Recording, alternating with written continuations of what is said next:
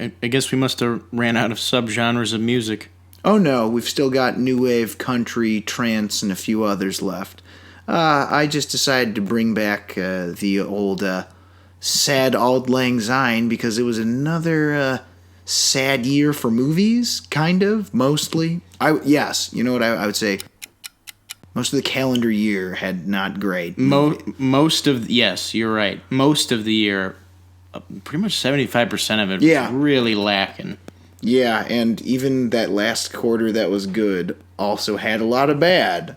Yeah, there's some. I think it may be better than last year, though. Just for me, for data. But we'll get into that. All right. Yeah, anyway, so welcome to episode 60 of Bonus Features with Alex and Robert. I'm Alex. And I'm Robert. And today we're going to talk about movies and stuff. But not just any movies and stuff.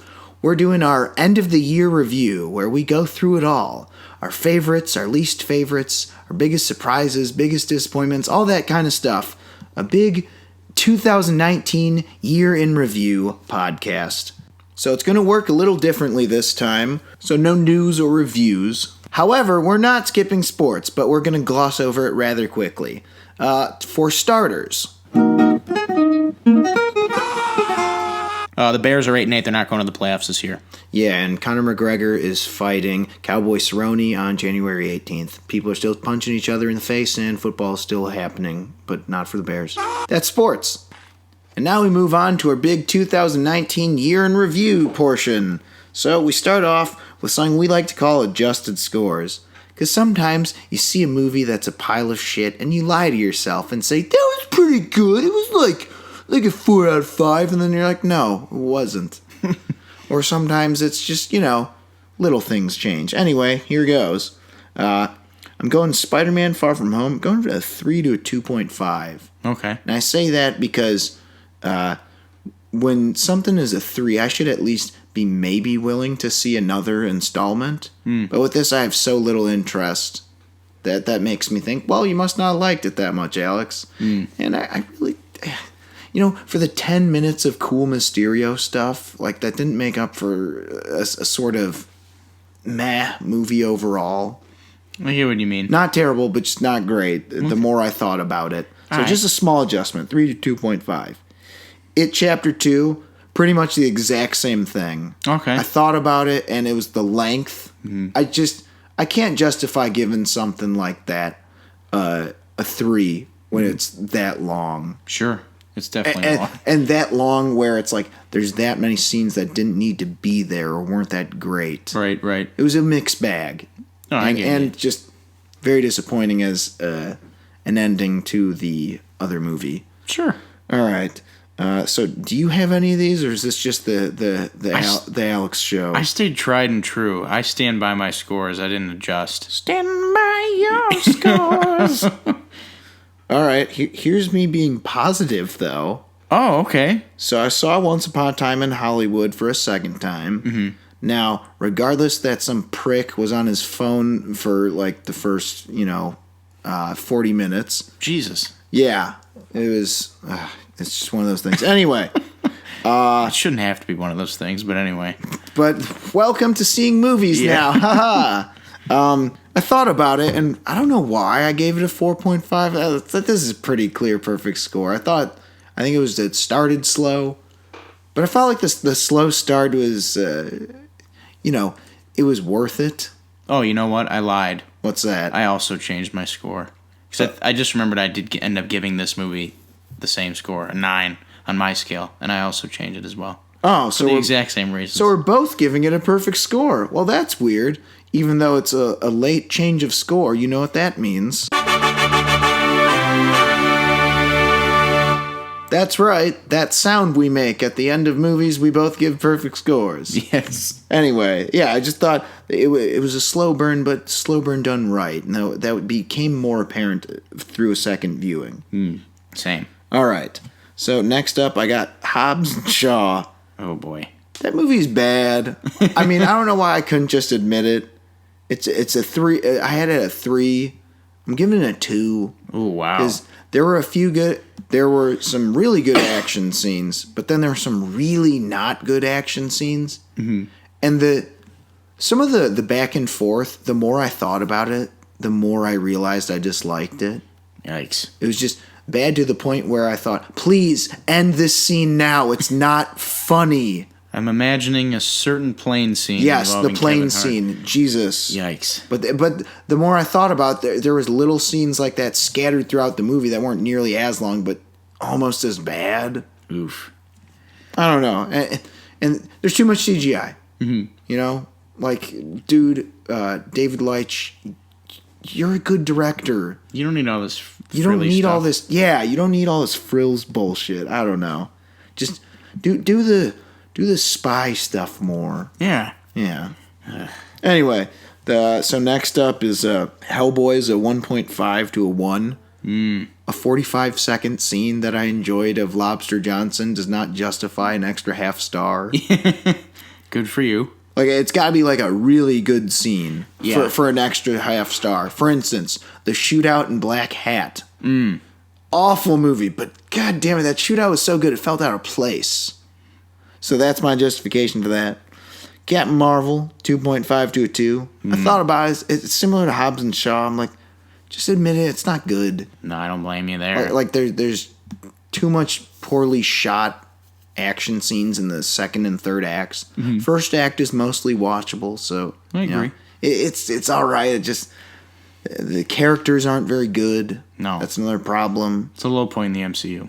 Yeah, it's a low point, so it's a 2. Pet Sematary, 3 to a 2.5. Third act is bad. Oh yeah, like it's just not good. Also, I thought about more the vibe of the supernatural shit. It felt kind of generic-y modern horror movie. Sure. A little bit. And it's just like the Pet Sematary stuff was the only thing that made it not. Mm-hmm. Oh, So I get what just you mean. 2.5. Avengers Endgame, I'm going to 3.5. That first act, it's a little too slow. Okay. That's it. Cold Pursuit, 3.5 to a 4. Really? Well, I thought about it. It's a cool movie. And I thought, how many movies came out like that this year? Tonally speaking, is very unique. Yeah. I honestly, I don't mean this as a bad thing. I've kind of forgot it came out this year. Yeah. But like, it's good. Like, but the more I think about it, I thought that was a pretty damn good movie. It has nothing to do with the movie. More so that like March was really far away, y'all. That's true. All right, so that'll do it for adjusted scores. And now it's time for Bottom 5 Movies of the Year. Let me tell you, this was no easy task, as there was a lot of crappy movies. A lot of crappy movies I wasted time seeing in theaters. I don't know about you.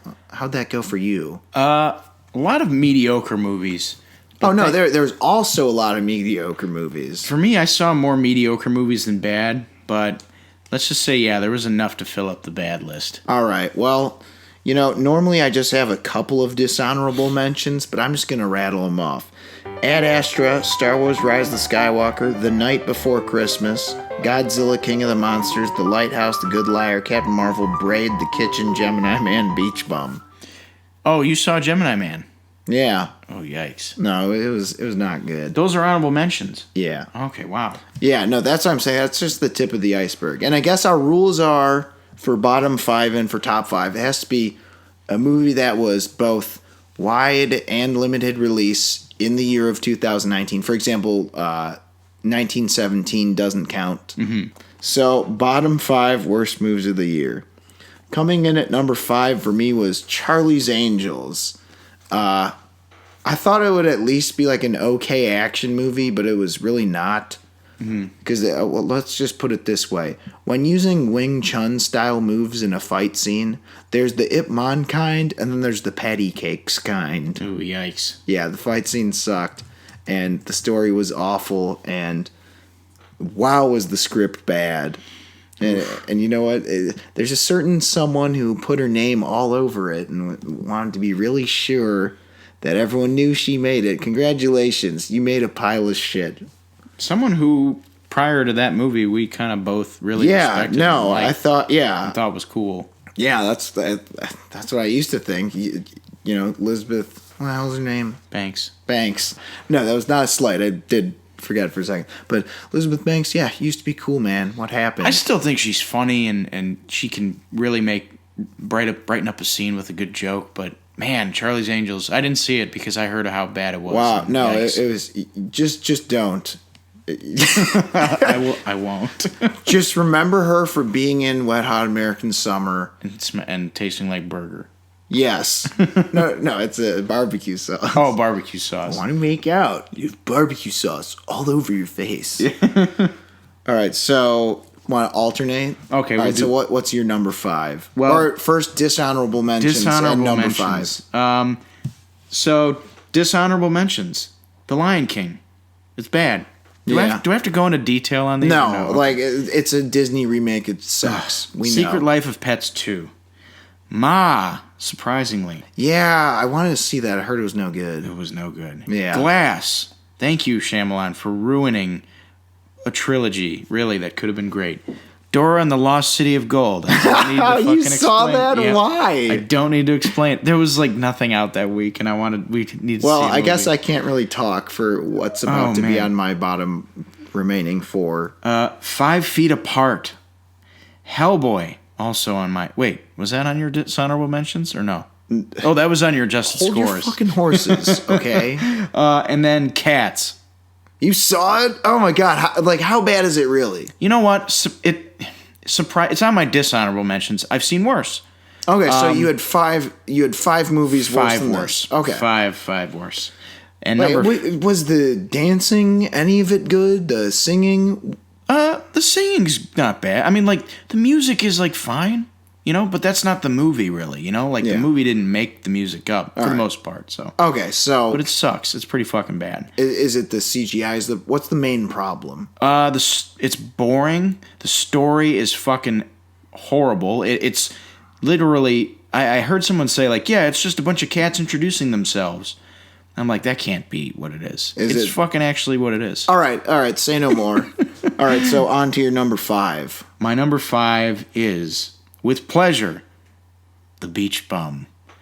Oh, man. Yeah. No, I can't blame you because it's one of those things where, Harmony Korine movies they're a trip, I'll tell you that much. Yeah, man. It's like the perfect distillation of his sensibilities as a director.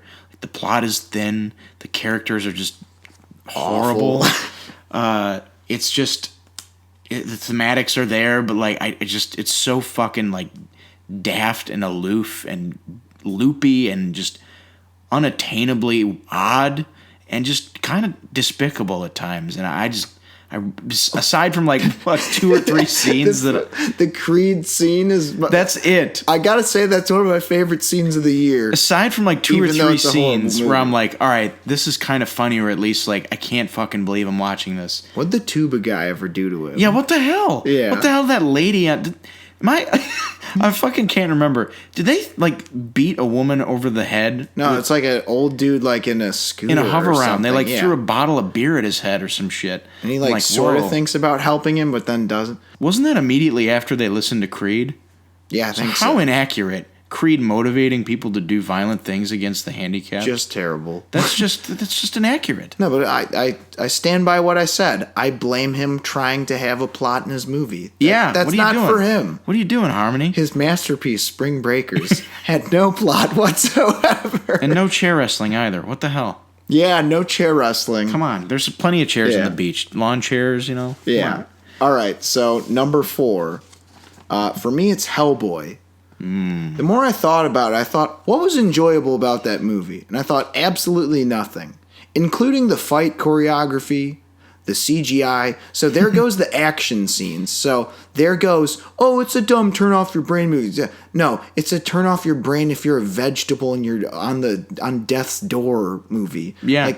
There's nothing good about it. The first line of the movie, I thought, oh, is this where we're going? Fucking fuckity. No. Oh no, it's the narrator. The Middle fucking Ages. Yeah. And I thought, okay, there's ways to have swearing that's funny, like the famous South Park scene. Mm-hmm. Can't say fucking school, you fucking fat ass. Why the fuck not? That's funny. But you can't just swear just cuz. And then from that point on, I thought, so that's what this movie's gonna be, and it was really bad. Oh yeah, that it was, and I agree. It's on my honorable mentions, but yeah, that's So number 4, what do you got? my number 4 is a movie that we actually did not review, or at least I didn't review. Yeah. Replicas. Is that the one where the guy has the wife who gets killed in the beginning? Yeah. I watched 20 minutes of that and turned it off. It was so bad. I couldn't watch the rest. Keanu's had a pretty good year. Wait, was that who was in it? Yeah. He has his... Hold up, am I thinking of the same movie? Well, it is a movie where spoilers, the guy gets killed, the guy's wife gets killed in a car crash, but also his family gets killed with him, or with her. And he tries to clone them using, I don't even remember. It's scientifically, all over the place, yes, but worse than that, it was just fucking boring. And the effects were so bad and nowhere near numerous enough. There's a whole scene at the end of this where they take, Keanu Reeves' consciousness and they implant it into this robot, which, I shit you not, they, for sure tried to stop motion into this movie. It looks like a stop motion effect. And it's so funny, but it's nowhere near in this movie enough. I'm like, God damn it, you were holding out on us. Or wait, no, I think I saw Upgrade. I don't know if I saw this. Ooh, I like Upgrade. Whatever. But this fucking movie. I either saw 20 minutes of this and thought it sucked ass and agree with you, or didn't. I don't know. No, man, this is, oh man. There's a lot of movies this year where they're two kind of similar movies. I don't know. Yeah, this is a must avoid in my opinion. So okay. That's my number 4. Oh yeah, we should give scores. Just so everyone knows, all 5 of my bottom 5 movies, I scored them 1 out of 5. Really? Yeah, all of them. I think I gave Beach Bum, I gave it a 4. So 4 out of 10. Okay. 4 out of 10, and I gave Replicas a 3 out of 10. Wow, so not great marks. All right, so on to number 3. Mm-hmm. All right. My number 3 was Miss Bala. Really? It was really bad. Not in the way where there's anything infuriating about it. It doesn't do anything right. Mm-hmm. I don't know how to describe it didn't elicit a big reaction out of me, especially because I saw it on a matinee price for $6. So I'm like, eh. Mm-hmm. But there's a lot of logic problems that don't make sense. There's a lot of, the action scenes are sparse and poorly choreographed. And, there just weren't many of them. Damn, I'm shocked this showed up on your list.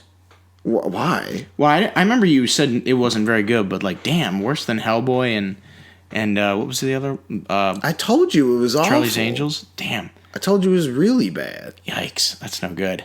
Yeah, I mean, I guess in hindsight, is it worse than Hellboy and Charlie's Angels?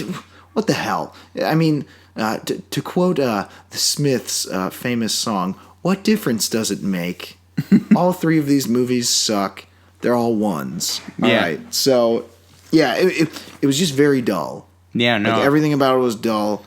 That's what I heard. The interplay between the cops and the Wasn't Anthony Mackie in that movie?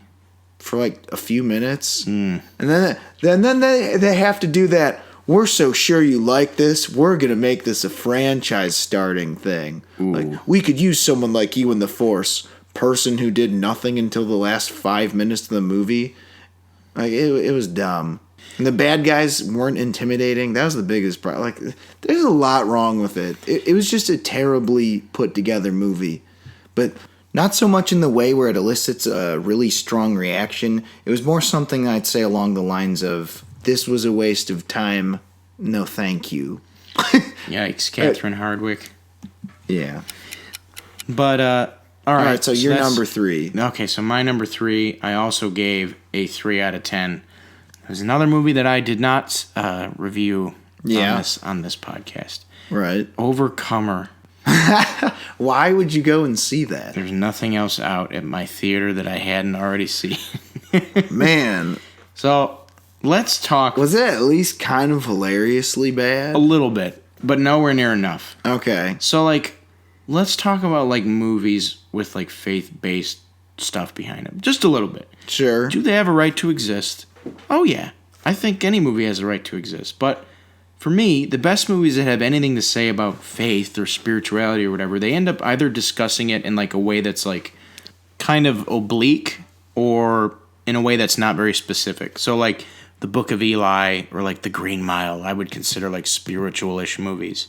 This is like hammer on over the head of a nail just fucking times 1,000. And it's not for me. It's just not for me. I mean, I've heard a lot of the faith-based movies are kind of like that now. Yeah. And, you know, this guy is the director of this makes a lot of these. Like, he's the guy that did Fireproof and, like, Courageous and all the, like, War Room. Other movies I really don't want to see if they're anything like this. And, like, if you like this movie, that's fine. So have you learned your lesson? To just not see these. Oh, Lord. Not even bother. Oh, yes, I sure have. Man, oh, man, it's no good. All right. So now we're getting down to our final two. Okay, so my number 2 was Countdown. Ooh. Wow, STX. Just wow. Yikes. I mean, I looked it up. This was the only STX movie this year that I saw. And I know that they didn't have a particularly good year other than Hustlers did pretty well. Mm-hmm. And I know you saw that and said it was pretty decent. It's all right. Yeah. This movie was... Okay, this is How Not to Make a Horror Movie 101. This movie has about 5 subplots. There's like... she doesn't get like a family drama subplot, a workplace sexual harassment subplot, a romantic subplot, a kind of boring, like snarky phone guy who's a side character. All the subplots suck. Like none of them work. They're all really forced. Yikes! This is one of those movies that feels like a computer wrote it. An algorithm just spit it out. Beep boop bop. What is popular? Cell phones. Boop bop. Beep derp bleep. What is profession? She's a nurse. Yeah. Oh God. Yeah. No, I saw the trailers for this one. Kind of looked like it was going to be that. I thought it would like maybe be laughably bad. But when I saw like horror websites, so people who actually like horror movies, given this, you know, the lowest on their rating scale, I thought, okay, I gotta check this out. And thanks to AMC Stubbs A-List, man, it's just like you with Overcomer. I've learned my lesson that just because I have the ability to see so many movies a week doesn't mean I should. You scared yourself straight and not the horror movie way. See, this is, you know, this movie, it's scary because it's like, Scream made you scared to pick up the phone, man. Nightmare on Elm Street made you scared to go to sleep. This movie made you scared of wasting an hour and a half. I was going to say, made you scared of going to the fucking movie theater. Yeah. I mean, that's the other thing. This movie is 90 minutes long or shorter even, and it felt like an eternity. Yikes. I felt like I was there forever. Crime. On top of that, you know, there's all these lazy exposition dumps, and they do 2 of them. They go to the church guy, and he's like, I'm a cool priest, dude, or whatever. He's like sort of a dorky, like trying to be cool priest. And then they're like, tell us about this thing. Well, let me tell you a story. Then like whatever they try or learn from him doesn't work. Hey, it didn't work. Oh yeah, here, let me tell you another story. Like the pacing, again, it's just like the logical progression sucked. This movie was off. It breaks its own rule in the first like 5 minutes of the movie. Yikes. It's, this is how much time you have left or before you die. Mm-hmm. The girl is leaving a party. She's like, she sees her boyfriend is shit-faced and doesn't want to get in the car with him because he's driving. Mm-hmm. And then it says, like, you cheated. And then it makes her clock run down even shorter. Okay, so you literally just broke the only rule that you had established in this movie immediately. So the rules don't even make sense. This movie sucked ass. Everything about it was bad. Alrighty then. God, and that's a 1 out of 5? Yeah, it was definitely 1 out of 5. I was certain this was going to be the worst of the year. But for a while. But then number 1 came around. But then there was a new fighter has arrived, or whatever the fuck they say when you play Street Fighter. Ugh. Yeah. So, what's your number 2? My number 2 is yet another movie that I did not review on this fucking podcast. Is it a movie or is it just a loose assembly of shots? It's a bit of that. Okay. This is... What do you got? After. This is truly one of the most... Why? Why did you even... Like, at least with Countdown, I'm like, it's a horror movie. That's a genre I kind of like, and I just want to see what it's all about. What about this? I also thought this was going to be kind of so funny bad. And it sort of, kind of almost gets there, but nowhere near enough. It's Not a 2 enough. out of 10, and it's truly a fucking anomaly. Because you know what this movie's about, right? Do tell. I kind of forgot. So this movie is based in large part upon, I shit you the hell not, a One Direction fan fiction. Oh my god, yeah, no, I think I remember hearing about that. Yeah.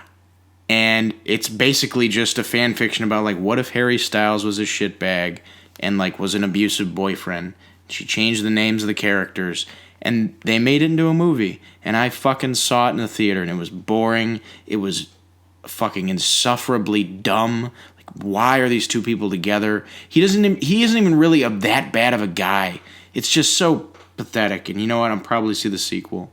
What? Why? If it was this bad... Wait, hold on. So, this movie's just about a guy who's not that big of a jerk, but he's a jerk or something? The fucking the trailers Hold on, make you I'm not following this. This sounds like a really boring movie. This trailer puts up this whole, like, facade of, like, oh, he's got a secret. And then, like, the secret that you find out, I don't even remember what it is. I don't even remember what it is. I just remember it being like, oh, yeah, he says something about her at, like, a party. Like, when they first met. So, like, he's, like, an out-of-towner, or she's, like, an out-of-towner. I don't fucking remember. And, like, someone records him saying something about her, like, when he, like, walks by. When she walks by, and he's like, yeah, she's, like, dumb. Or some shit. Yeah. And then, like, she gets shown the video, like, when they're already have been dating for, like, a couple months. She's like, you said that about me? I'm like... What if the fuck? What if it was just like he just said something as innocuous? Yeah, I didn't really like The Office. I know it's her favorite show, but I just don't have the heart to tell her. You fuck. You said you didn't like The Office? How dare you? Oh my god. Oh man, this is cardboard cutout characters and tropes. Sorry, babe. I just thought my favorite show. There's just a fucking... And so when you're saying, oh, he's now Towner, I don't remember. Was that like what they did when they were filming this? So a little bit. Kids, you're not a Towner or something. Wait, I thought I was the out of Towner. I don't fucking remember. I didn't read the script. All right, action. A little bit. I'm just like, I have like memory fragments of what this shit hole of a movie was, and also like even in the slight off chance that I actually read this book and kind of kind of identify with the fantasy of Harry Styles being a bad boy. It's like, this movie doesn't even fucking work because it's not, the artifice isn't there. It's like, I'm not watching Harry Styles, I'm watching this other kid. So it doesn't even work as a piece of fan service or fan fiction. It's just bad. It's a fucking horrible, just bad idea. Wow, I'm shocked this fucking happened. I mean, yeah. God. I don't know. Yeah, this sounds like... Don't watch it. It's not even funny. I'm just like baffled that this is a real movie. Yeah, it's one of those. Like, I really hope this didn't cost more than $1 million to make. I think it might have cost like maybe somewhere between 10 and 15. Ooh. And you know what? It made quite a bit of money.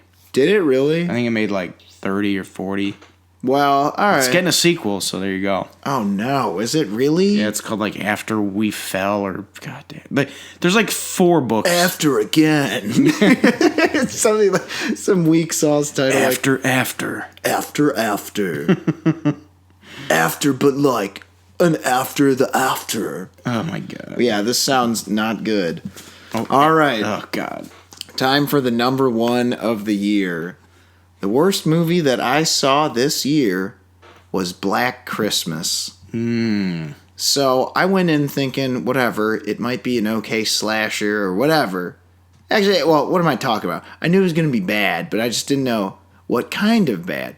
Similar to Countdown, I thought, okay, maybe it's a funny bad. it again, similar to After, as you said, or Overcomer, or whatever the hell you were talking about, where you said it almost went there. Mm-hmm. This almost gets there in the third act, but Jesus. This is another movie just like Countdown. It was a very tough call. Honestly, I think like it could be interchangeable on any given day. Really? Between Countdown and this. Wow. For worst.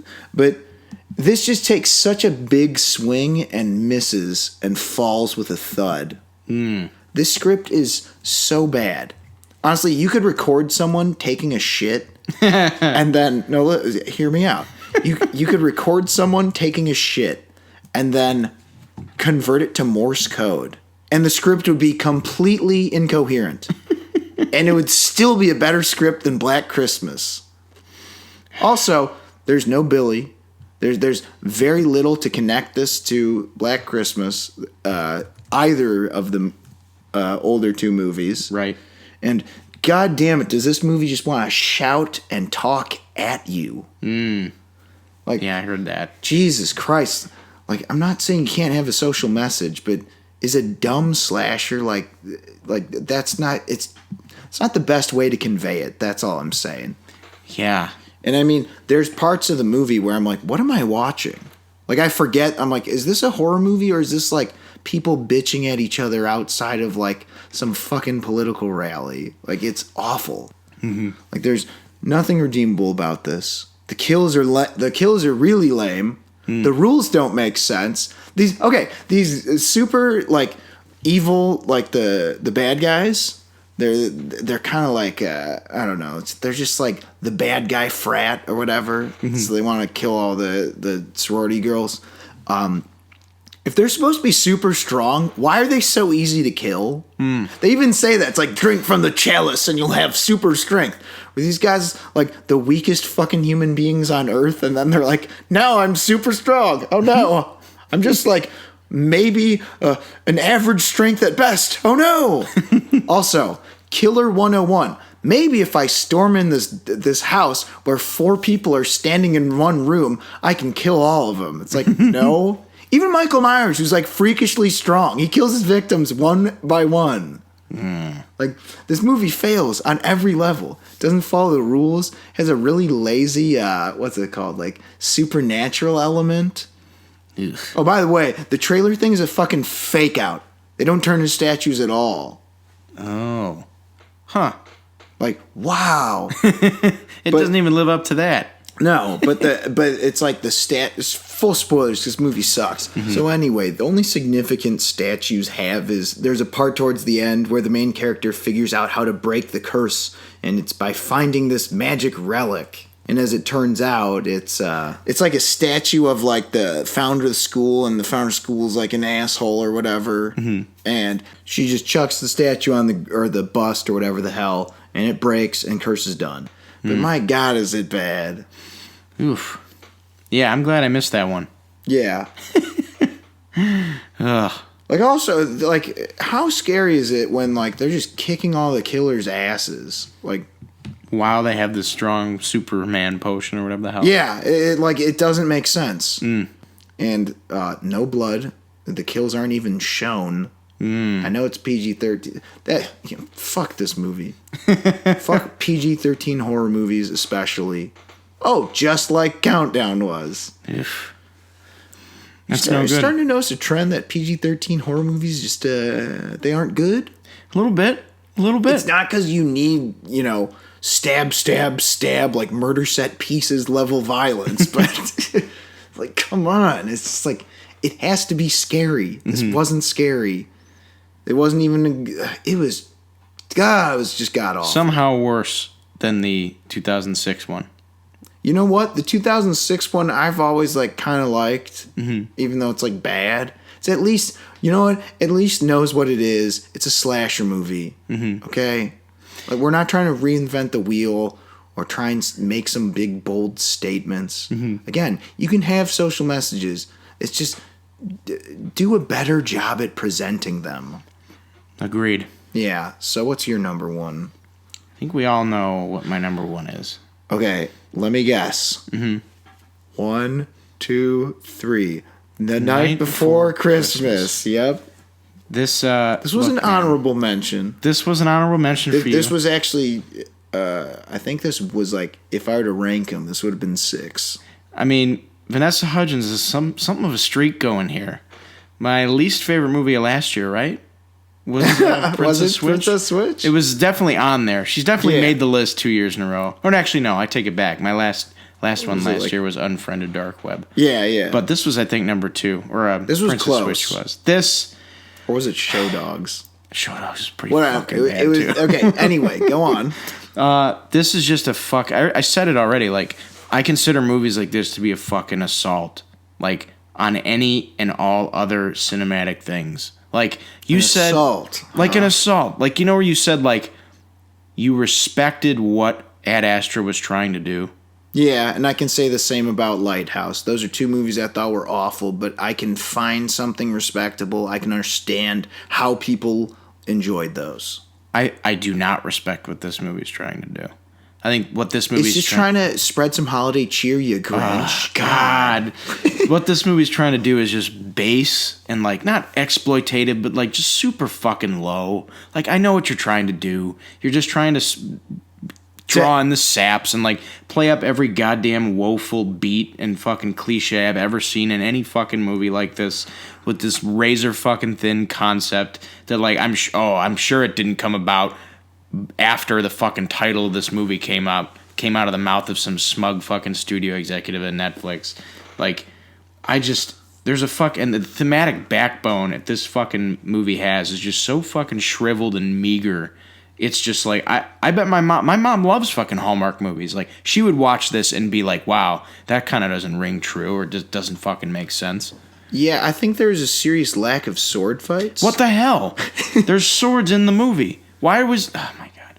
Can we, if they make a sequel to this, God willing, yes, God willing, can we get Vanessa Hudgens in medieval times? This movie should have taken place in medieval times. Yeah, this should have been Vanessa Hudgens in King Arthur's court. Yeah, because then it's like, oh, I'm the fish out of water because everything sucks. And you know what would be the best part about making one of those movies? I just want someone to accurately depict this because no one seems to in these time travel movies. I just want her to get there and then immediately vomit just because, oh my God, all you guys smell so bad. Well, I bathed like last week. All of you have fucking cholera. Get the fuck away from me. So that was really your worst movie of the year? I haven't... I mean, it's really bad, but... I mean, everything else...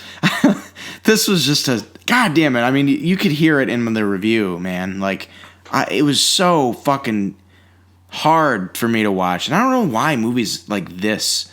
Like, you know how you are with Pretty Woman? Yeah. This is like that. Like, I just... No, I mean, this is really, really bad. But, I mean, I don't know. It has potential to be laughably bad. Yeah, and there's parts that are. Like, the ice pond scene is great, but, like, that's it. Yeah. Like, honestly, talking about it was more fun. Yeah, well, that's part of the fun of watching them, I guess. I guess there's that. I think Princess Switch, at the very least, had a little more substance to it. Yeah, there was, like, that shitty butler subplot where he's, like, the villain. He's, like, trying to fucking set up... And everyone loves a dumb switching places farce. Oh my God, the cooking show and there's more going on. You know what? I'll agree with you. In retrospect, since we're reviewing this again, I suppose it really just has nothing going in it.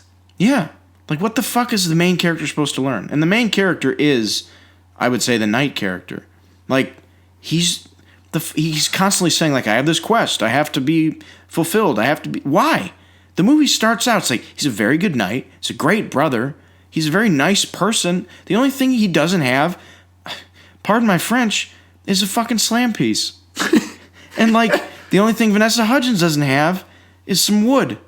And, like, that's all this movie is it's about a creepy old crone trying to see some people bang. Yeah, she's just like, yeah, I said that. She's in the corner just, like, licking her lips like, yeah. God, it really, really made me mad. And I don't like movies like this. It's insulting to fucking watch. I mean, it's really, really bad, but insulting. It felt insulting to me because it's just like... come on, Robert, don't you want to see these two beat? It's like, no, get the fuck away from me. Get your hand out of my pocket. What are you trying to do? No, this was pretty fucking bad. Yeah, I generally don't like it when strangers stick their hands in my pocket either. I hope you're trying to steal something from me. Honestly, I hope you are. Yeah. No, but yeah, I can see your point now when you put it that way. It is pretty wretched. Oh, man. So, man, 2019 had too many bad movies. We've exorcised the demons here. Yeah, so that'll do it for our bottom 5 worst movies of the year. And now we move on to the top 5 best movies we saw this year, starting with honorable mentions. Do you want me to go or you? Why don't you go ahead? Name some honorable mentions. All right, so my honorable mentions were some movies that you adjusted scores for lower than they were initially given. It Chapter 2 and Spider-Man Far From Home I liked a fair bit, but they didn't make my top 10 or my top 5. Ford v. Ferrari also I enjoyed very, very much, though it also didn't make my top 10 or 5.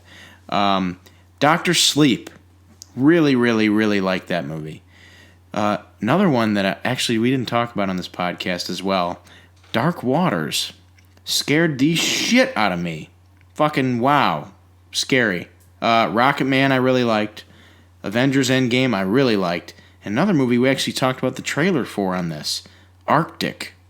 Yeah. Real fucking good. I meant to see that. How was that? Excellent. Okay, yeah, it was good. It's real good. Not boring? No, that was my one worry is I thought it looked cool, but I was worried it might be slow. It's not. I know it's not fast. I know he's not shooting, RPGs at missile silos or whatever. But there's always danger, and I never felt safe, and it's exhausting in a good way, not like slow exhausting. But like, Jesus Christ, this guy's been put through the ringer. Right. It's good stuff. Yeah, I was looking through my 2019 list just to see what I had seen, and obviously I had some stuff that I need to catch up on. That's one of them. I really liked it. Yeah. Really, actually loved it. Oh yeah, before we continue, we should mention things we haven't seen. I haven't seen The Irishman yet. I haven't seen Dark Waters. I haven't seen Knives Out, although I know that wouldn't have been in my list anyway. I think, well, it not my list. It would have been probably middle, probably not in the worst either, but I don't know. I just didn't see it yet. Actually, I have seen The Irishman. Well, we'll get to that. All right. All right, so here's my honorable mentions. I don't have really a lot, because this year was, as I said, a bit sparse. Let's see. We got John Wick, Chapter 3, Parabellum. Liked quite a bit, despite some bullshittery involving characters who should definitely be dead and would not have survived certain falls. Yes, indeed. Yeah. I mean, but overall, the action, this is the best action you can ask for in Hollywood right now. Oh, yeah, without a doubt. The Fanatic. Yeah, that's right. Not in my bottom 5. Not in my honorable mentions. Or rather, not in my dishonorable mentions. In fact, I quite liked it. I thought it had a lot of interesting things to say about the weirdness of fandom and fans. And I thought it had a lot of interesting things to say, and I thought it was an entertaining movie. And I think John Travolta's performance is supposed to be cringy. He's supposed to be an uncomfortable character. And if that's just something you're not going to be into, like in the same way you wouldn't like, Scarface or any other movies that kind of have morally reprehensible main characters, then sure, maybe this movie is probably not for you regardless. But I really think it was misunderstood. I really do. Well, for better or worse, I'll have to check it out. This if I were ranking this would have probably been 6. This was in my top 5 for a long time until other movies came along. Wow. Alita Battle Angels, another honorable mention. I have to say, it's really something when a movie has really a terrible plot, but the action is just that good. And Alita is a really great character. Sure, yeah. I really liked Rosa Salazar's performance. So did I, and I think that franchise needs another go. As much as we poo-poo big non-original movies, That was a good first entry. Yeah, and except for the fact that it delivered where it needs to. Mm-hmm. The action sequences were standout. The effects were really, really good. The effects were insanely good. Mm-hmm. I just rewatched that, and it just reconfirmed how much I liked it. Right. And then Triple Threat, that was a good one. Oh, nice. I missed it in theaters, but it was on Netflix. It was a good time. Some of the story's a little stupid, but I mean... Sure. That's... yeah. Like most martial arts movies, if I'm being honest, the story is not always the best. But it was better than most martial arts stories. So I thought it was pretty good. Nice. Shazam, I really enjoyed, despite the action being kind of on the weaker side. Because that was weird where the story was what was really good. Or the characters was what was really good. Right. And it was funny. Yeah, that one almost made my mentions too. Yeah. Ford v Ferrari. Oh, yeah. Despite the slow start of the first lap. It picks up speed as it goes. There you go. Yeah. Kind of meta that way. Yeah. And Child's Play I was really surprised by. I mean, I already talked about this.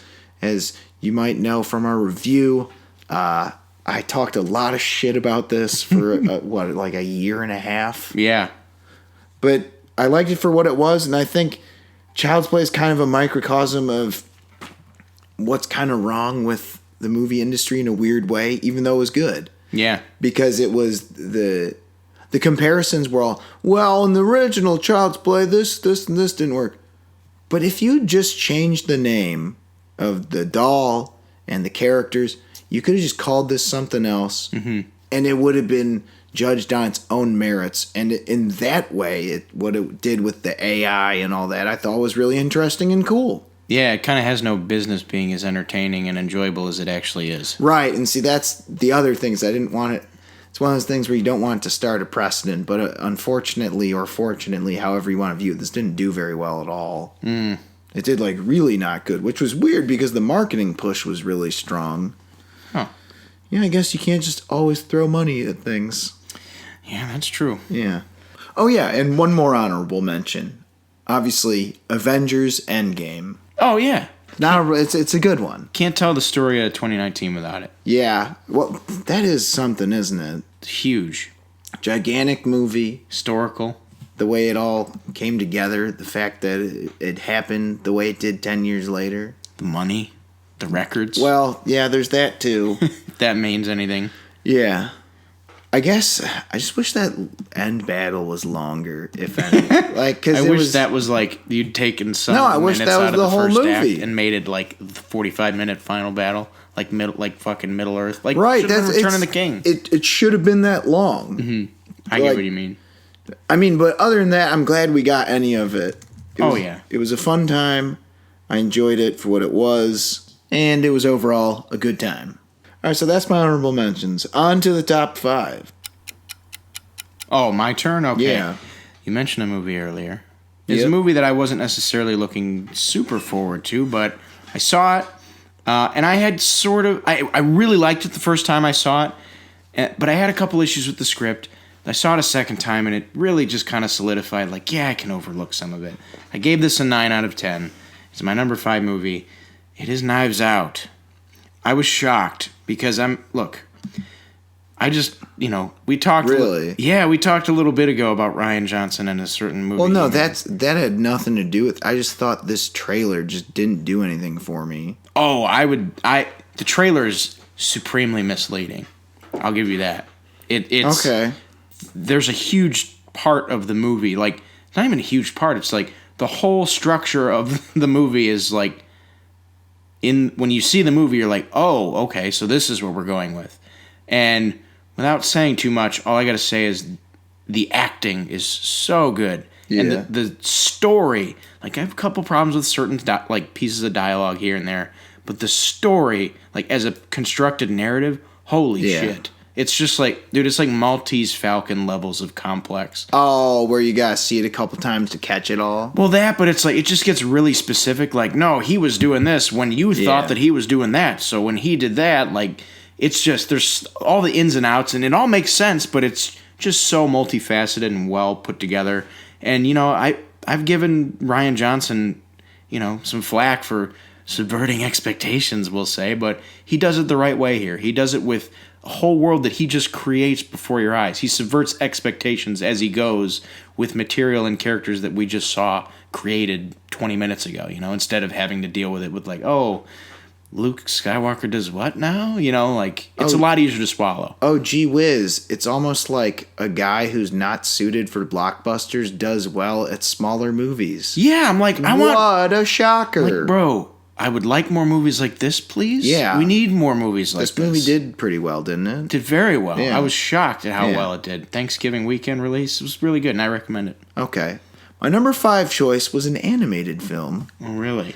That I saw a special screening of. Oh, I think I know what through it is. Fathom Events. Really? This was a movie called Promare, and we'd mentioned it on the podcast. We sure did.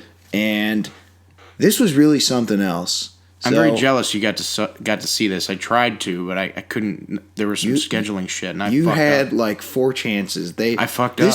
Okay, this movie did, to speak to how well this movie did, it came back for 2 nights because it sold so well. The theater I went to is 100% packed. Damn. Yeah.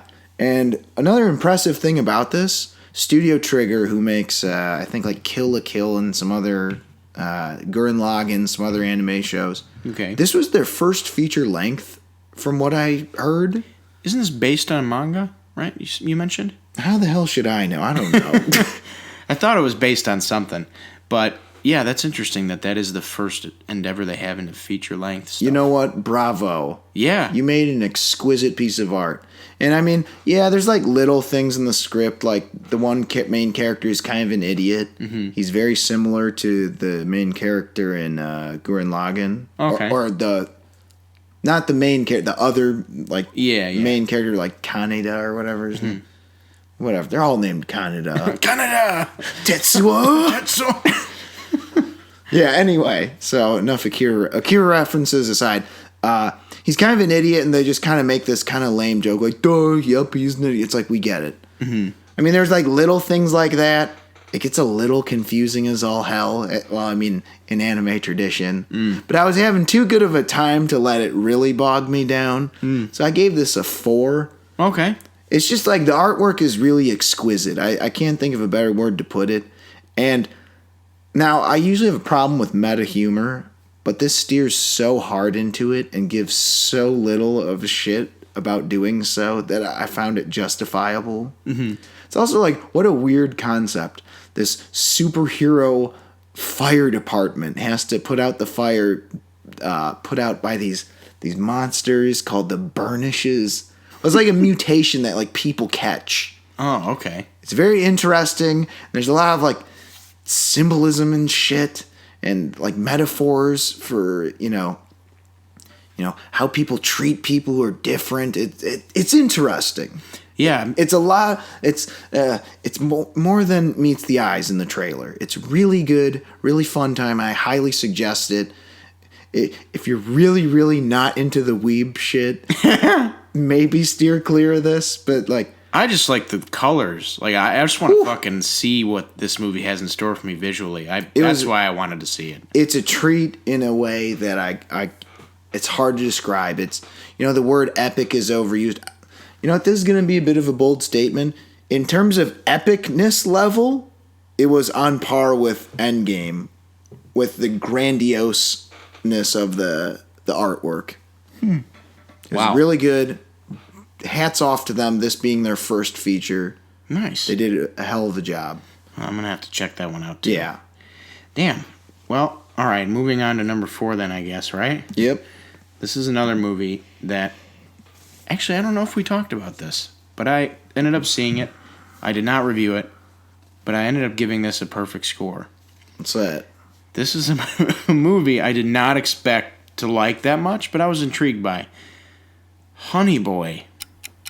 Oh, barf. I know. Exactly. I was such self-indulgent crap. Well, here's the deal. It looked like it was well made, but I just I couldn't bring myself to go see a movie about his life because I just don't care. Well, that's the thing is there's a lot of things that this movie acts as a really cool companion piece to. It's there's so many ideas with regard to like what society's understanding of what Shia LaBeouf is. Like, name me 3 things that Shia LaBeouf is known for. Like that, like specific cultural things. Do It. Yeah, Just Do It. Or whatever. Just do it. Even Stevens. And just and plagiarizing. Yeah. And just being a kind of a self-indulgent weirdo. Yeah. But who kind of justifies it by making funny shit like the Shia LaBeouf thing. Yeah. You ever seen that thing? What, the cannibal? Shia LaBeouf? Yeah. Quiet. Shia LaBeouf. Actual cannibal Shia. See, that's what I mean. This guy, like, the I'm not famous anymore thing. Yeah. You ever seen that gif of him where he's riding on his bike and he just, like, nods at the guy? It's weird. I'll put it in the video. Yeah. But my point is the guy is a myth. He's just a weird fucking dude. And, like, I feel like this movie, so, like, he wrote this as kind of he was forced to. So, like, he got arrested on the set of a movie. And, like, the fucking judge told him, like, dude, you got to fucking go to rehab or you're going to prison. So he went to rehab where the people told him, like, dude, you're dealing with post-traumatic stress disorder. And he's like, no, I'm fucking not. He's like, all right, cool. Write a journal every day about your relationship with your dad and let's figure that shit out. And he's like, okay. So he wrote it in screenplay format. And, like, this is what the fuck it is. So he listened to Pierre from Tim and Eric. Think about your dad. What's your dad like? I want to meet that dad. I want to meet that dad. But it's like, I mean, and this kind of delves into like, the guy's like a devoted performance artist, yeah. Is he a fucking whack job or a self-indulgent egomaniac? Like, this movie addresses all of that. And it kind of does it in a very weird meta way. Falling into his trap, man, by going to see it. I've been spellbound. And like, the weirdest thing about Stockholm syndrome. I've been held hostage by this guy in his cabin, his cannibalistic cabin. Yep. But no, like, the most fucked up thing about it, too, is that, like, he's in it, obviously, and he plays the dad. Like, he has to play scenes where he has to, like, inflict pain on a fictionalized version of himself as the person that, like, tormented him as a kid. It's like, as an actor, going back to the old acting days at DePaul, like, that shit is just like, I don't want to fucking be in that headspace. And it's like, I'm like, I can't like deny. No, I get that. All right, I really liked it. It's fucking indie as hell, and I know it's gonna piss you off because there's some indie episode the movie shit from American Dad type shit in it. Oh man! But I was like really impressed by like, okay, this was a huge undertaking for this dude who, like, for all intents and purposes could be bullshitting. To me, it looked like he was trying to get his life together, and I fucking thought it was fantastic. Plus, I was a big Even Stevens kid, and this kind of shed a whole new light on that whole deal. But you know what? Maybe I'll give this a chance. I was shocked. I was fucking shocked. I didn't think this was going to end up on any list. I just was interested in it because, like, oh, cool, we'll see. But fuck, good. This sounds kind of interesting. I guess I'll see this at some point. You don't have to. No, I mean, like, the way you've just kind of pieced together why it was interesting. Also, it's short. All right, I can do this. It's like 92 minutes. So. I'm telling you, making a short movie makes things instantly more watchable. Yeah. You know how many terrible movies I've seen just because, like, it's 82 minutes. Mm-hmm. It was filmed in someone's cabin in the upstate New York, but 82 minutes. It's worth a shot. All right, so what are we on? 3? No, number 4. Oh, sorry. Oh, fuck. I said Prom Ray was number 4? Oh, no, whatever. Prom Ray you had number 5, right? Yeah. Prom Ray is number 5, in case I fucked that up. So your number 4 is? My number 4 is Uncut Gems. Nice. Gave this a 4.5 out of 5. Mm-hmm. And as you could tell by our review, if you'd like to listen to it, in our forthcoming Uncut Gems review video, I really enjoyed it. Yeah, I mean, it's not a happy movie. Mm-hmm. It definitely plays to the crap sack world trope that was so common this year as a theme, but it was one of those movies with the whole package. You know, the acting, the look, the story, the look, the cinematography, everything about it was really well put together, and I thought it was a good movie. I mean, it's pretty simple. A24 strikes again. Yeah, you know what? There's a couple A24s that I wasn't a fan of. Mm-hmm. Lighthouse and Midsummer in particular. Yeah. But this really delivered. Mm-hmm. And it really delivered in wavering it delivered quarter four. That had some really good stuff, but also, there's a lot of bad that tried to cancel it out. I was glad this came along. It delivered in spades, not diamonds. Sure. Yeah. Diamonds. Yeah. All right, so that was my number 4, Uncut Gems. What are we on? Number 3? Number 3. Something tells me our 3, 2s, and 1s are going to be the same movies depending on the order. Yeah, just spoiler alert. These choices are really cliche, but I don't give a shit. They were good. Like, it's hard because, god damn it, these were the 3 best movies. Yeah, I didn't even want to like one of these. Really?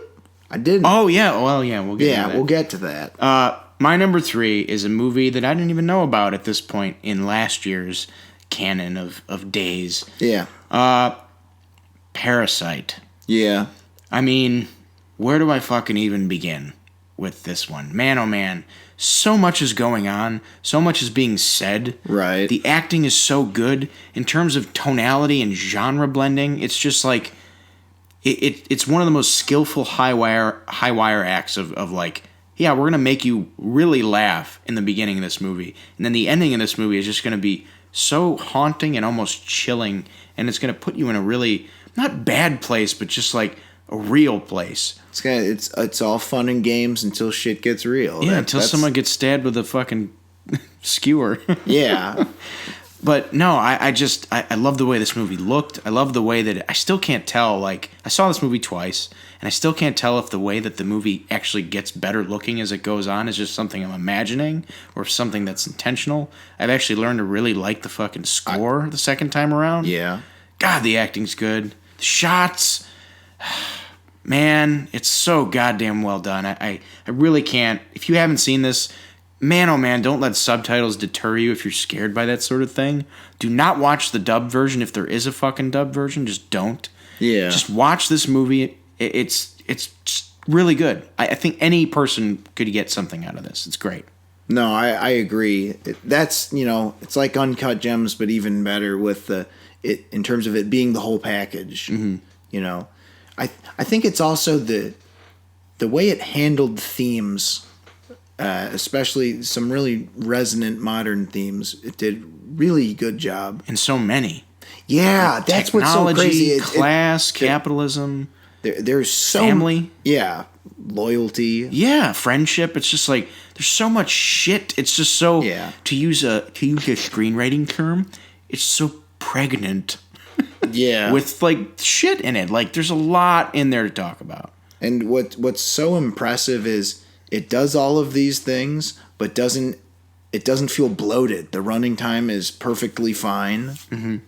Perfectly. It is pretty much damn near perfect. The ending is beautiful. It's fucking awesome. Yeah. It's just really, plant and payoffs are really, god damn it, it's just really good. There's a lot that's good about it, and I think it elicits multiple viewings. Absolutely. And I am, unfortunately, I only saw it once. Group viewings, too. Like, see it with a couple people, and, like, you'll have, like, a dope-ass discussion afterwards. Right.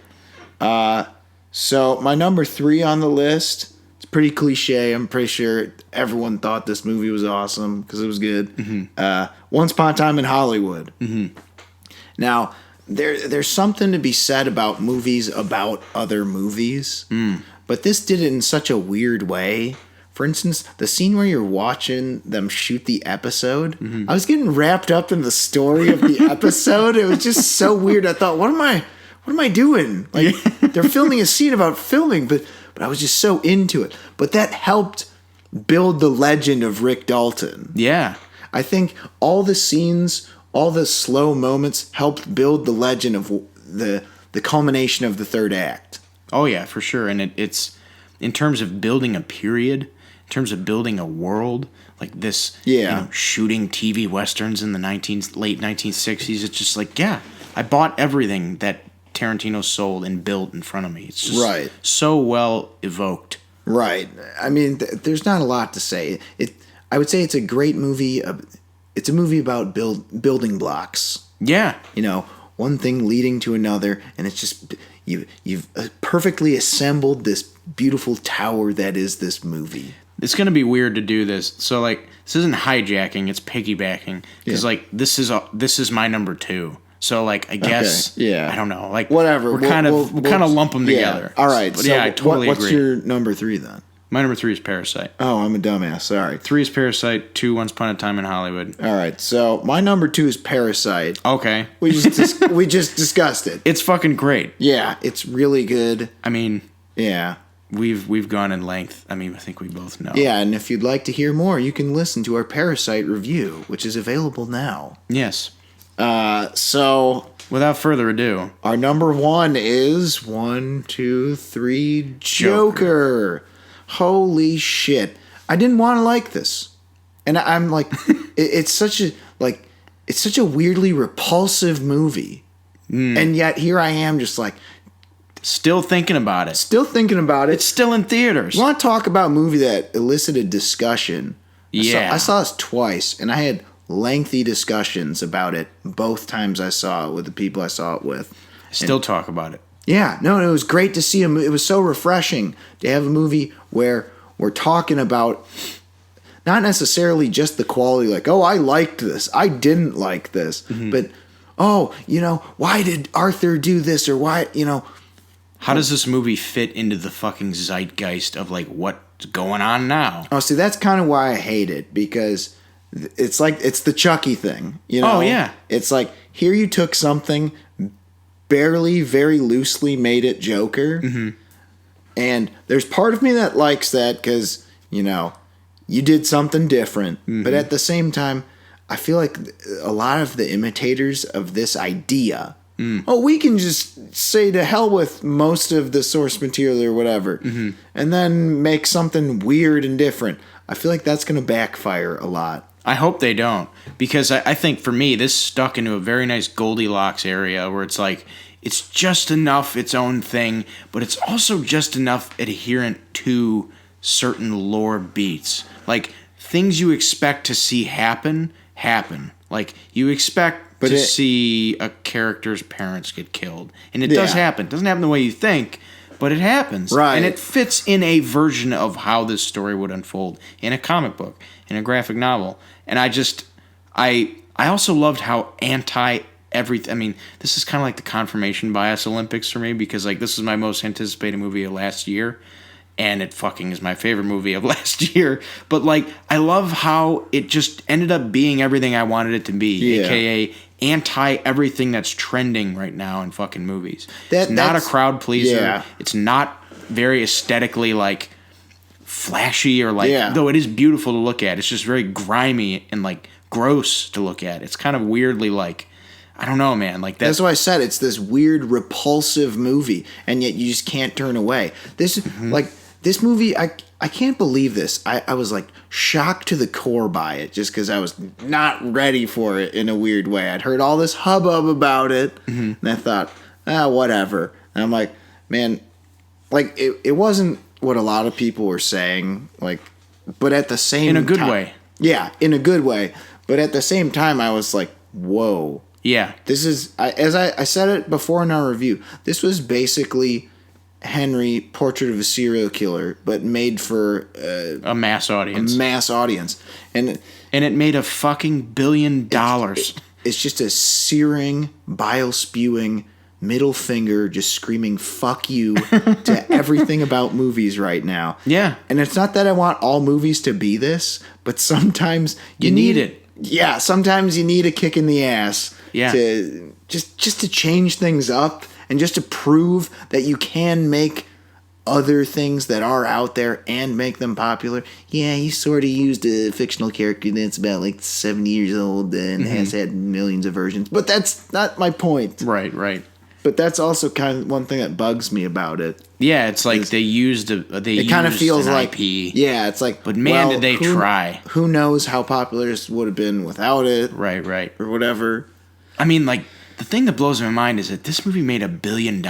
Yeah. This movie that featured images burned in my brain, such as this, like, spinely, like, clown makeup clad creature stalking down a fucking subway platform with a firearm in his hand, executing a fucking stockbroker on the stairs. Yeah. Like, that scene is just fucking chilling. That's what I mean. It's terrifying. And that movie made $1 billion. Quite frankly, this was a better horror movie than any of the ones I saw in theaters. Yeah. I agree. I definitely agree. And it is absolutely the best movie of the year for me. My favorite, and I would say one of the only movies you can go back. We talked about Avengers Endgame being a movie that you can't tell the story of 2019 without mentioning. This is absolutely another one of those. Yeah. This is a feat amongst many levels. For opposite reasons? Yeah. Oh, yeah. Yeah. It was something else, I'll tell you that much. The weird thing is I saw it and I was, kind of horrified by how crazy it was. And I thought, I need to see this again. Yeah. Of course, I saw Abominable in between. I needed a palate cleanser. I needed a cartoon. Happy. Yeah. Pure. And then after this, I watched some cartoons again. Yeah. Just needed some happy, pure thoughts, man. Right. This one, I felt like my brain got kicked in like a weird, good way. Damn. It was something else. So yeah, that was both our number ones, Joker. So that'll do it for our top 5 movies of the year. And now we move on to the final section of this podcast. It's time for the 2020 preview, top 10 most anticipated movies. I'll start with a couple honorable mentions. I'm going to go with The Last Duel, which is about the last duel in France. Yeah, Europe. Yeah. Ridley Scott directing. Well, it's a Ridley Scott movie. It's a period piece. It sounds pretty rad. Wonder Woman 84, I've got sort of mixed feelings about, but it's anticipated in the sense that I know I'm going to be there opening day, and I trust Patty Jenkins. Oh, yeah. So what do you got for honorable mentions? Honorable mentions, I also have a little movie called The Last Duel, but in addition to that, I also have a movie called The Little Things, which is directed by John Lee Hancock and starring Denzel Washington. It's a serial killer movie, and I fucking like Denzel, dude. I'll see. Say what now? Yeah. Oh, I didn't hear about this. Well, it's one of those fucking movies that's like I had to fucking dig for. Yeah. It has like I think it's Denzel Washington, Rami Malek, and Jared Leto, and like a couple other people here and there. It's like a weird this cast. Yeah, it's like this could be pretty good. I like Denzel doing cop movies again. Yeah, it's Denzel doing a cop movie. Got Rami Malek, who's solid. Jared Leto not being the Joker. I couldn't resist. Yeah. Sorry. And hopefully not being Morbius. That will not appear on this list. Oh, man. Just a spoiler. But yeah, those are my I don't know. mentions. Maybe I should have put Morbius. Because if there's no marketing for for that right now, it must be really bad. Morbidly curious. Morbiusly curious, sure. Oh, yes. All right. On to our actual 10. We're going chronological, just to keep it interesting. So first, the first movie of the year that I'm really looking forward Anticipating. to. Anticipating's the word, because I have no idea what this is going to be. I have a feeling it might be awful, but I just don't know which kind. I'm totally game for it to be like Batman and Robin bad, and I'm, of course, talking about Birds of Prey. Oh, man, all right. I just don't know. Who knows, man? I've been saying this for a long time. It's a lot of question marks. And honestly, it was funny while I was talking about Chucky or Child's Play and how it's like it's totally different and kind of only in name on a lot of things. Birds of Prey seems to be doing that part way. Yeah. Because like Harley Quinn is very Harley Quinn, but nothing else seems to be really the same. Sure. So who knows? It could turn out as this weird, great thing, but I just don't know, man. We're pretty close, and the jury's still out. So. Oh, I know. The trailer made me very confused. Yeah, I just don't know how to feel about this. So that's why. You know what? That can be a good thing, though. That's true. Maybe it'll surprise. It could be an experience of some sort. Indeedy. I'm sure it'll elicit a reaction. All right, so your first anticipated of the year? My first anticipated of the year comes all the way into April. Man. Like, most anticipated, like really looking forward to, and that's No Time to Die. I have been, no pun intended, or no, I don't even know intended. Whatever. I've been ride or die with Daniel Craig as Bond. I've been there for the ups and downs. I've at the very least really enjoyed all of his movies. I know a lot of people didn't really dig Spectre and Quantum of Solace. I really like them. I mean, I know they're not fucking Casino Royale and Even Skyfall. Spectre? I like Spectre. It's a little too long. It was okay. Yeah, it's not the best one. It's not Skyfall. I think it's the weakest of all of them. Of all the James Bond movies? Or all the Daniel Craig? God, come on. What do you think I am, a crazy person? I was going to say, I'm like, we've seen some pretty bad ones. George Lazenby was Bond at some point. That's Christopher Nolan's favorite Bond there, sir. I actually haven't even seen that one. Sure. But, yeah, that one I'm looking forward to. Also Marge's favorite Bond. Yeah, it is. Yeah. But No Time to Die, I'm super looking forward to it. I think the trailer looks pretty darn solid. And you know what? Yeah, the trailer does look pretty goddamn good. I mean, let's hope this is the right send-off for our boy Daniel Craig. All right, so my second one comes in March. It's a movie called First Cow. Really? It's weird because this is this lady who directed it. She directed a movie that's sort of the antithesis of what I consider a good movie, but I liked it a lot. Which one? Anyway, this movie called Wendy and Lucy. Oh, okay. Yeah, I know the woman's name. It's a very minimalist movie. Really? I don't know what it was about it that I liked so much, but it's just the characters are strong enough to carry it, and it has a doggy. Yeah, I see the doggy. You know what? I noticed that she's directed a few movies. She directed a Western, quote unquote, called Meek's Cutoff. And she actually directed a movie I had to do some promotional shit for back when I worked for a marketing company called Certain Women. But yeah, this First Cow movie I've actually heard about. It's an A24 joint. And it's about there you go. A cow, right? It's about a farmhand? Well, it's about this dude who travels with this immigrant from Oregon Trail to China and back. Mm-hmm. And so with her at the helm, with that kind of story, A24 producing, I think this could be very good. Wow, I never figured you for a Kelly Reichardt type of possible person. I didn't either. I'm telling you, sometimes there's just those surprising things where it's just like, I want to hate this, but I don't. Right. It's like listening to the Shins for the first time. Like, why don't I dislike this? It's so good. Stop this. Oh man! All right, so what do you got for second of the year? Second appearance of the year in terms of anticipated. That one is going to be Wonder Woman 1984. Okay. That's just because I dug the trailer a lot, and I also trust Patty Jenkins. We kind of already talked about it, but I thought the first Wonder Woman was fantastic. Yeah. And I think this one looks like it could be as good, not better, not yet. But it could be good. It could be as good. Could be as good. That is a feat because that first Wonder Woman is quite the film. Yeah. So that's my number 2, or the second. Yeah. All right, so my number 3 is also No Time to Die. Okay. And we've kind of just discussed this, but I will add this little add-on. I think after some second thought about how I heard about all the bad shit behind the scenes or whatever, but the trailer looks so good. Isn't that the story of a lot of great movies? The Revenant? No, trouble behind the scenes, yeah. But a really, really good-looking trailer, and then a really good movie. Yeah, I mean, The Revenant, Apocalypse Now. Yeah. Like, that happens, man. No, it happens. It's rare. Sometimes it's the story of things going to shit. Like when your sets float away, when you're trying to film Waterworld in the ocean. Yeah, still looking for those. No, but I mean, like, if there's trouble behind the scenes, I could hardly tell. And the more I thought about that, I thought, Alex, come on. You know that this looks good. Mm-hmm. So this has really jumped up there for my excitement level. This might even be one of my top anticipated if I was to rank them. Yeah, same here. It's kind of hard to say. Yeah. All right, so what do you got? Well, we move on to my most anticipated of the year.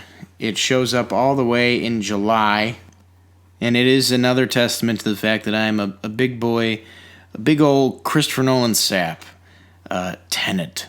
Yeah. The trailer for this recently came out, the full-blown trailer, not the we're going to show you 3 images and that's it trailer. And like, well, I'm shocked because, or not. I shouldn't be shocked because it's like, for a movie that's $225 million, the biggest of Nolan's career, it shows, or it's holding a lot back.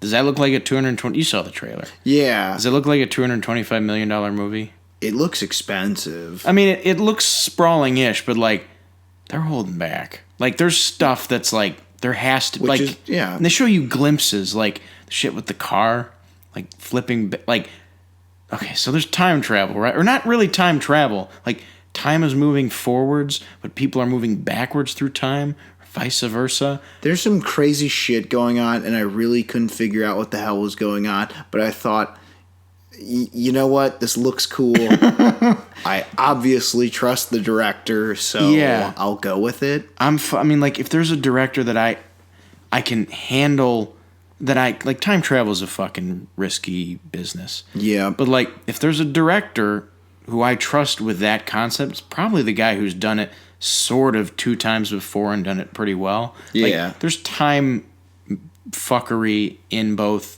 Inception and Interstellar. Yeah. And it works out pretty goddamn well. This, I have no idea how he's going to do it, but with this cast and goddamn it, like Nolan he doesn't make shitty movies. It doesn't happen. Now what comic book, TV show or toy is this based off of? It's based on Where in Time is Carmen Sandiego, the classic CD-ROM game for Windows. No, this is weirdly enough. Wait a minute. Is this right? He wrote... Wait a minute. He didn't write... It's not based on anything? Oh my god. Somebody hit the alarm again. We got another. Yeah, Jesus.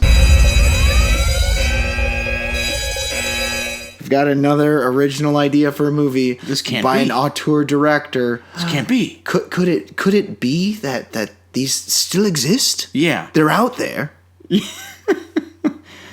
Interestingly enough, this comes out the same weekend as the Bob's Burgers movie. Okay. So, not on my anticipated list, but I'll probably see it. Yeah. In between my second or third viewings of Tenet. Yeah. All right, so out of the 10 movies I have listed, this is like weird. Well, this is like in the bottom few, but it's top 10 of this year, I guess. I don't know. You know, honestly, this list that I'm making, for me at least, it feels like it should be called 10 movies that might suck shit less than the rest. Anyway, with that in mind, Black Widow. I mean, it's one of those things where the trailer doesn't give away a whole lot, but in a weird kind of catch-22 way, does that mean that there's not much to the movie? Because generally, you see a Marvel trailer, or in their prime, you think, oh, that was awesome, but man, they have to show this, this, and this. Like, it would have been cool to see that in the theater the first time. This didn't have any moments like that. Right. But damn it, I've been waiting a long time for this movie. Ever since I read a copy of the David Hayter script. Oh, wow, yeah. That made its way online back in the way day. Oh, it was still a property like Fox or Lionsgate or whatever. Yeah, I remember that. I've been waiting a very damn long time for a Black Widow movie. And, well, spoilers if you haven't seen the most popular movie of all time, but the bullshit they pulled with her in Endgame was not my favorite. Right. So at the very least, this will be a good time to let her shine. Yeah, I think it will be. It almost crept into mine. So this is anticipated. Again, it's one of those things. I really want this to be good. I really do. Oh yeah, same. It's like how badly I want Birds of Prey to be like Batman and Robin bad. Like, I want this to be Winter Soldier good. If that makes sense. That's good. It's got a lot of very specific anticipations and expectations. Oh yeah. All right, so what do you got next? My next most anticipated is also coming out in the month of July. It's going to be a fun July. Actually, no, I lied. It's coming out in August, but close to when Tenet comes out. It's called Nobody. Now, you might be saying to yourself, Robert and Alex, this is, what the hell is this? I haven't heard of this movie. Well, you should, because there's some pretty fun people behind this. So it's about a bystander who intervenes to help a woman being harassed by a group of men, and how he becomes the target of a vengeful drug lord, and how this person may in fact have some secrets in their past that they, have to confront, being such a spy or a secret agent. Is that what this character is? Or something? I think is like an assassin or something. Yes. Doesn't matter. It's some guy who knows how to whoop some ass. So this person is going to be played by Bob Odenkirk. And the movie is written by one Derek Kolstad, who you will remember as being the creator of the John Wick franchise in terms of he wrote the scripts for all of them. He co-wrote the third one. Third one was co-written, and that is the weakest one. So he clearly the dude knows some shit about writing scripts. And for me, I only speak for myself here, but it's directed by Ilya Naishuller, who is the director of a movie I really fucking enjoy, but I know a lot of other people have issues with, called Hardcore Henry. And I think that as an action movie, that movie is fucking impressive. And I think that as an action movie, I'm very much looking forward to this. It also co-stars Connie Nielsen and the fantastic and nowhere near often enough used Christopher Lloyd. Oh, Doc Brown himself. No kidding. So I'm excited as hell for this. I think it sounds really wacky and just nuts. I can't wait to see a trailer. Yeah. I was very close to putting that on my list as well. Oh yeah, it's fun. You gotta keep an eye out for that. Unofficial honorable mention. Yeah, no, that one sounds good. I really hope the trailer does the premise justice. Same. So I also had Tenet. Pretty much the same thing. It's just, we get about 2 of these a year now. These newfangled original movies. We get a couple of them here and there. And I'm going to be honest, I didn't love what I saw in the trailer. Because I was like, okay, what the hell is going on? With Interstellar, got it. Space travel. Inception. Dreams. Got it. This is physics don't make sense anymore. Got it? Time is moving backwards. Yeah, I'm also forwards. But yeah, I'm like, okay, what the hell is going on? Yeah. But you know what? You know what? I trust the guy to make a good movie, so I'm there for that. So I'm looking forward to Tenet as well. As am I. So my next anticipated film it comes out later this fall. It is called Those Who Wish Me Dead. This is another movie that is kind of off the radar, so to speak. It's not a big tentpole movie, but it's got one Taylor Sheridan behind it as both co-writer and director. So Taylor Sheridan, you may or may not know, he is the writer behind Sicario. I think he also wrote the second Sicario, but he also wrote Hell or High Water, and he also wrote and directed Wind River. Now, I at the very least like all of those movies. I fucking love Hell or High Water. It's a fantastic movie. And Wind River is very good. It's very, very well done and a great directorial debut for Taylor Sheridan. And this is kind of right in his wheelhouse.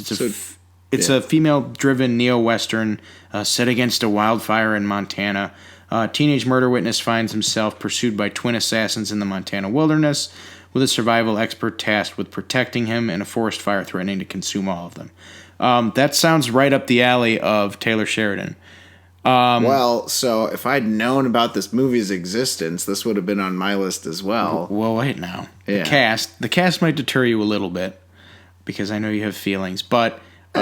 not really. I think. Oh, you're looking at it too? Yeah, I'm looking at the cast right now. It's fine. I hope it's a return to... Tell the people who's in it. So it's let's see, Aidan Gillen, John Bernthal, Tyler Perry, Nicholas Hoult, and starring Angelina Jolie. Now look, there was a time when Angelina Jolie did pretty dope movies in terms of like The Bone Collector, stuff where it's she did thrillers and she did action movies. Best movie of all time, Tomb Raider, bro. Yeah, she did movies that were kind of not blockbuster.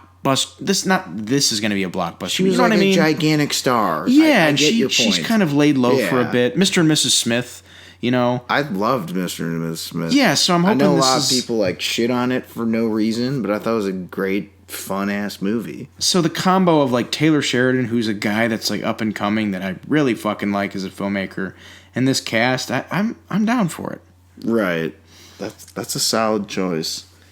What I got next is coming out.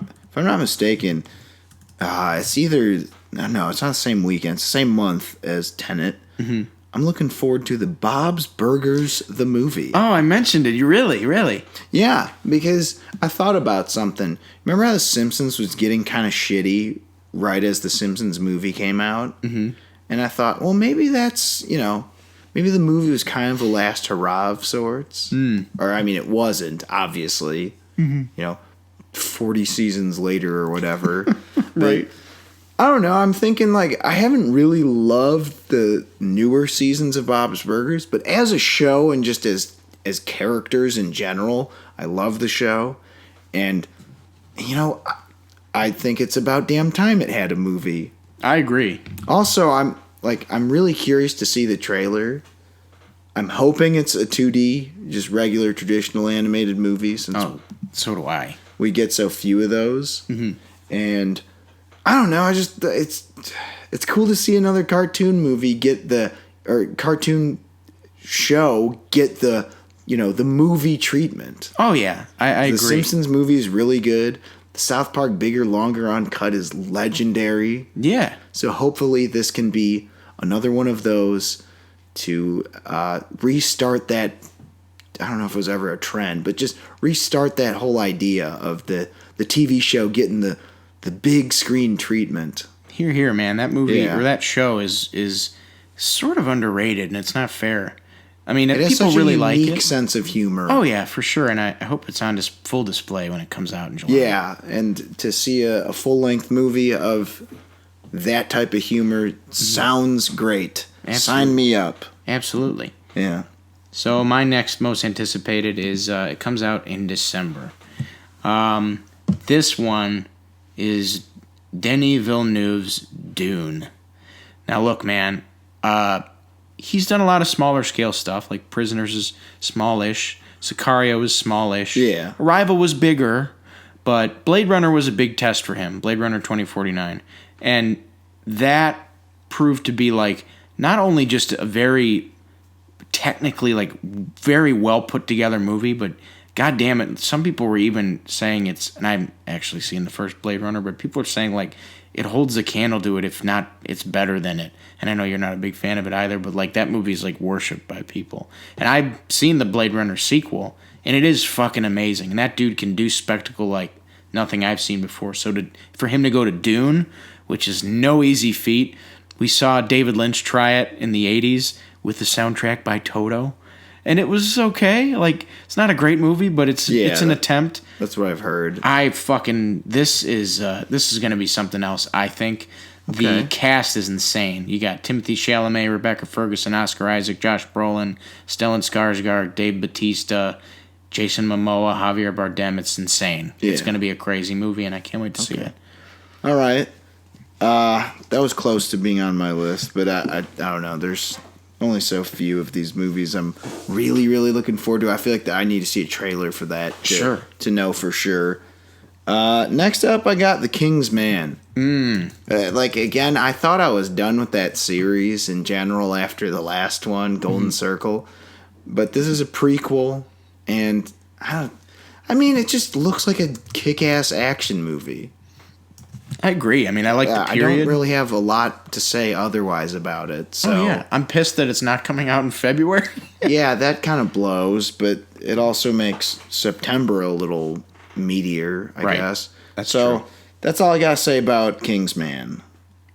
All right. Well, moving on to my next film, it is another movie that you're probably not going to hear a whole lot about for a while, and that is News of the World. Now, this is a drama movie, or a drama film, about a traveling newsreader who's tasked with bringing an orphan girl to her living relatives in the aftermath of the American Civil War. Sounds like it could be semi-ish boring or slow, but... Yep, it could be. The director lead actor pairing is what's got me hooked, and it's directed by Paul Greengrass and starring Tom Hanks. Now look, man, the last time those guys made a movie together, it was kind of a big fucking deal, and it was a fantastic time in the theater. That was Captain Phillips. I fucking love Paul Greengrass. You know me, I'm a big Jason Bourne devotee. Right. Tom Hanks, like, say what we will about him lately, the guy is pretty good at picking roles. He's pretty good at picking roles that gets him favor. I like the period. I'm a big fan of the American Civil War, not as an event, but as a fucking, like, historical landmark. So I can't wait to see what they do with it. Cool. Okay, so for my next one, I got Last Night in Soho. Don't have a trailer out for this. I think I know why. Well, I mean, it's pretty obvious why. Edgar Wright was a guy I didn't really subscribe to, I guess. I wasn't really a big fan of whatever the hell that was, Hot Fuzz. I didn't think it was all that great. The Cornetto trilogy? Yeah, but I did think that Baby Driver was amazing. I thought that was one of the two best movies of that year, 2017. Oh, yeah. So I'm obviously interested in his follow-up. It's a psychological horror movie said to be set in London, and I guess it's supposed to be inspired by a movie called Don't Look Now. I don't know what the hell it's about. Oh, really? Yeah. That's a really messed up movie. Yeah. That's pretty crazy. Well, there you go. I'm at that point where I would prefer things to be more director driven. Yeah. You know? I think you're absolutely not alone there, and I think Edgar Wright is that guy. Yeah, so that's basically my reason. So I'm looking forward to Last Night in Soho. Really looking forward to seeing a trailer. Or maybe I won't watch it. Maybe I'll just go. Going cold? Yeah. My next is a movie that we actually don't have a release date for. Mank. You probably haven't heard of it yet, or maybe you have. David Fincher's next movie. David Fincher is a director that I say I subscribe to. I will watch whatever the fuck he makes. And when he makes a movie about the history of cinema, which this is about the making of Citizen Kane, I'm there, man. Especially when it's a movie written by his dad, his late father. So, Mank by David Fincher. Alrighty. I also have Mank. Oh, nice. Pretty much same reason. Well, actually, I'll say this. I wasn't really that interested in the subject matter. In fact, I wasn't interested in the subject matter at all. But I thought the same exact thing about the movie he made about the guy who invented Facebook. I remember thinking, that sounds so fucking boring. And everyone said, no, dude, you've got to see this movie. And I was pleasantly surprised. So I'm hoping the same thing will happen with Mank. Oh, yeah. So, my next movie also doesn't have a release date. It is called Nightmare Alley, and it is purportedly Guillermo del Toro's next film. It's supposed to be coming out this year. It is a remake of a 1947 film, but it's supposedly going to have some newish elements in it. It's a film noir, and it stars Tyrone Power and Joan Blondell. But this remake is going to star Bradley Cooper, Cate Blanchett, and Rooney Mara. I just love Guillermo del Toro. I love his movies.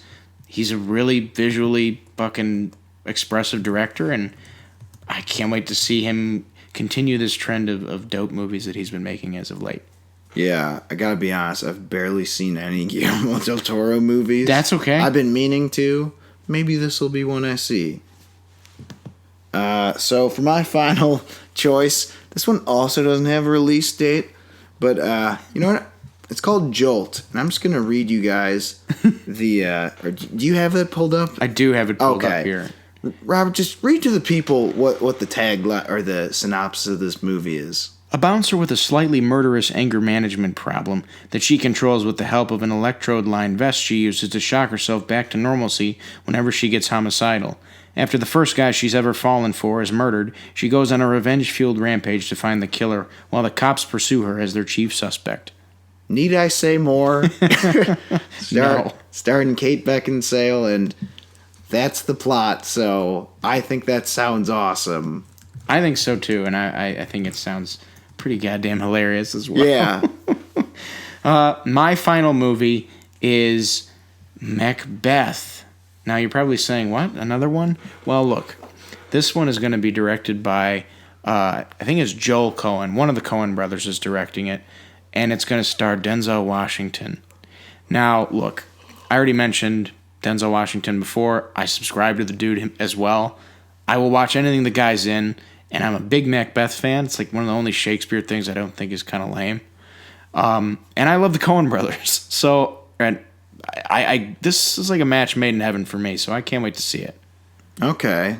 I'll have to check that out, I guess. I didn't even know that was happening. Yeah, it's also kind of doesn't have a release date, so you're just hoping it actually comes out this year. Yeah. I can't imagine there's going to be so much of a lead time on it, though. Yeah.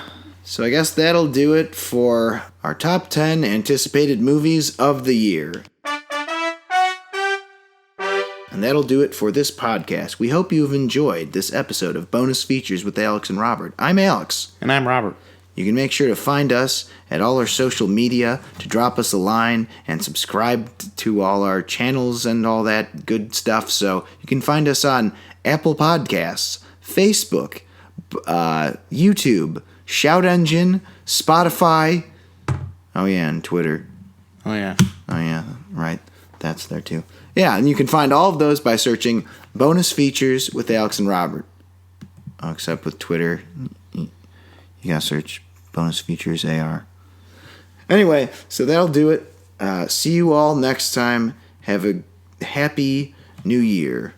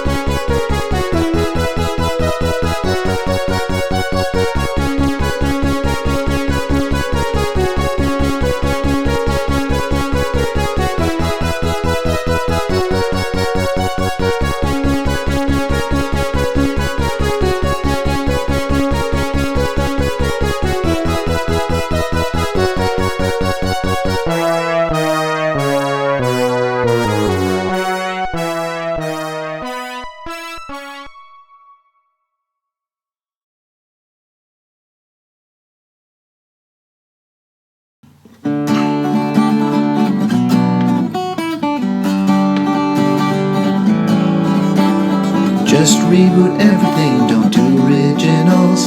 As long as it's a steaming pile of shit and sucks balls. As long as it makes money and makes it fast. As long as it makes $1 billion, it's allowed to suck ass.